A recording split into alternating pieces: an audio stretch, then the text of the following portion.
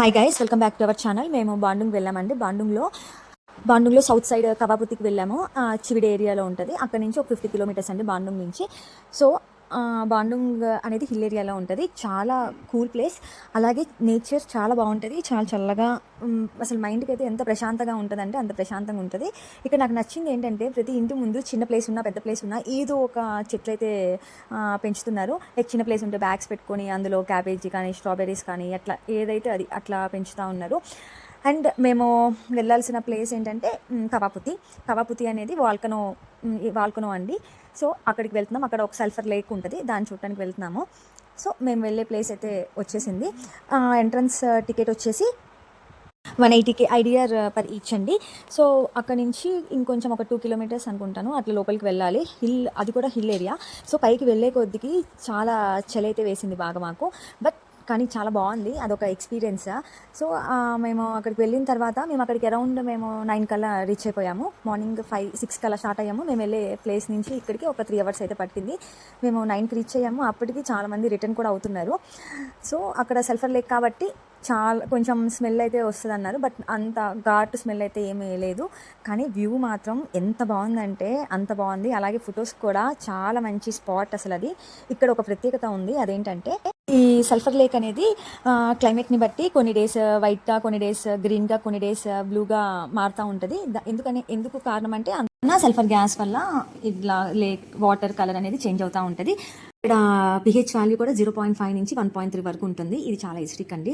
And దీని story ఏంటంటే దీన్ని స్థానికులు ఈ ప్రాంతాన్ని చూసి చాలా భయపడే వాళ్ళంట. ఎందుకంటే అక్కడికి పక్షులు వెళ్తే వెంటనే చచ్చిపోతూ ఉండేవి. అమ్మో అక్కడ దయ్యాలు ఉంటాయేమో అని చెప్పి భయపడతా ఉంటారు. కానీ 1837లో ఫ్రాంక్ విల్హమ్ జుంకున్ అయితే ఫైండ్ అవుట్ చేశారు. ఏంటంటే అక్కడికి బర్డ్స్ వెళ్ళి చచ్చిపోవడం ఎందుకు, గోస్ట్ల వల్ల కాదు, అక్కడ high concentration of sulphur gas ఉంది, దానివల్ల చనిపోతున్నాయి అని చెప్పారు. బట్ ఇక్కడికి వచ్చేటప్పుడు ఖచ్చితంగా మాస్క్ అయితే తెచ్చుకోవాలి, అలాగే స్వెటర్స్ కూడా తెచ్చుకోవాలి. ఎందుకంటే ఇక్కడ 10 degrees దాకా ఉంటుంది క్లైమేట్ అనేది. బ్రిడ్జ్ ఒకటి ఉంది, అదేంటంటే సల్ఫర్ లేక్ మధ్యలో ఉంటుంది.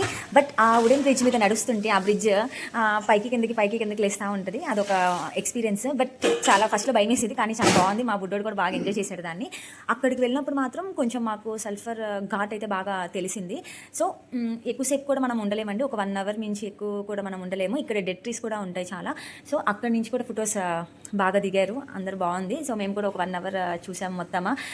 చాలా బాగుంది. బట్ చూడాల్సిన ప్లేస్. అక్కడ నుంచి మేము స్ట్రాబెర్రీ ఫామ్కి అయితే వెళ్ళామండి. ఇక్కడ బాండుంగ్లో స్ట్రాబెర్రీస్ చాలా అంటే చాలా బాగుంటాయి. చాలా స్వీట్గా ఉంటాయి, చాలా పెద్దగా ఉంటాయి. చాలా చోట్ల మనం స్ట్రాబెర్రీ పికింగ్ మనం చూస్తూ ఉంటాం. సో మేము కూడా స్ట్రాబెర్రీ పికింగ్ దగ్గర ఒక దగ్గర ఆగాము. మేము వెళ్ళినప్పుడు వర్షం పడిందండి. ఇది హిల్ ఏరియా కాబట్టి వర్షాలు కూడా చాలా పడుతూనే ఉంటాయి ఎప్పుడు చూసినా. సో వెళ్ళినప్పుడు వర్షం అయితే పడింది. ఇక్కడ ఎంట్రన్స్ ఫీజు వచ్చేసి 15K ఐడిఆర్ అండి. దీంతో పాటు జ్యూస్ కూడా ఫ్రీగా ఇస్తారు. మనం స్ట్రాబెర్రీ పిక్ చేసిన తర్వాత కేజీ వచ్చి 80,000. మనం ఎంత పిక్ చేస్తే అంత వెయిట్ చేసేసి మేము డబ్బులు పే చేసి తీసేసుకోవాలి. చాలా ఎంజాయ్ చేసాము. మా బుడ్డోడు కూడా కొన్ని స్ట్రాబెర్రీస్ అయితే పిక్ చేశాడు.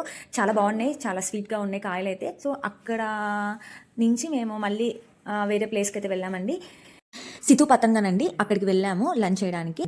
అక్కడ మేము అది ఒక బోట్ షేప్లో ఉంటుంది రెస్టారెంట్. అక్కడికి వెళ్ళి మేము ఫుడ్ మేమే క్యారీ చేసుకున్నాం. ఎందుకంటే ఇక్కడ ఎక్కువ నాన్ వెజ్ ఉంటుంది బయట. సో మేము నాన్ వెజ్ తినాం కాబట్టి ఇంట్లో వండుకొని బాక్స్లో పట్టుకుని వెళ్ళి అక్కడే కూర్చొని తినేసాము. బట్ వ్యూ అయితే చాలా బాగుంది. అక్కడ బోటింగ్ కూడా ఉంది. బోటింగ్కి వెళ్ళొచ్చాము మేము కూడా. తర్వాత ఇంకక్కడి నుంచి బాగా వర్షం పడింది. సో మేము ఇంకొక ప్లేస్కి వెళ్ళాలనుకున్నాము. అదే మంగని సస్పెన్షన్ బ్రిడ్జ్ అండి. అది సౌత్ ఈస్ట్ ఏషియాలోని longest suspension bridge. 370 meters long ఉంటుంది. అండ్ హ్యాంగింగ్ వచ్చి 75 meters అబవ్ ఉంటుంది లస్ట్ ఫారెస్ట్ వ్యాలీలోకి.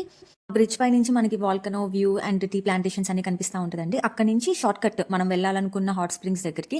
సో అది వాల్కనో హాట్ స్ప్రింగ్. డిఫాల్ట్గా వాటర్ కూడా చాలా హాట్గా వేడిగా ఉంటాయి. సో పూల్ బాత్స్ ఉంటాయండి. సో మనం అక్కడ అందులో స్నానం చేయొచ్చు. అది ఒక ప్రత్యేకత అక్కడ. అది మిస్ అయిపోయాము మేము, బాగా వర్షం పట్టడం వల్ల. మేము రిటర్న్ అయిపోయాము. వచ్చేటప్పుడు మాకు ఎంత ట్రాఫిక్ ఉందంటే 6 hours పట్టింది మేము ఇంటికి రావడానికి. అండ్ అక్కడ ట్రీ ప్లాంటేషన్స్ కూడా చాలా ఎక్కువ. ఎక్కడ చూసినా కొండల మీద ప్లాంటేషన్సే కనిపించాయి మాకు. ఫైనల్గా ఎప్పుడైనా ఇండోనేషియా వస్తే ఖచ్చితంగా బాండుంగ్ అయితే రాండి. చాలా మంచి ప్లేస్, చాలా ఉన్నాయి చూడాల్సినవి. నార్త్ సైడ్, సౌత్ సైడ్ రెండింటి వైపు చాలా డిఫరెంట్ టైప్ ఆఫ్ వాల్కనోస్ అయితే ఉన్నాయి.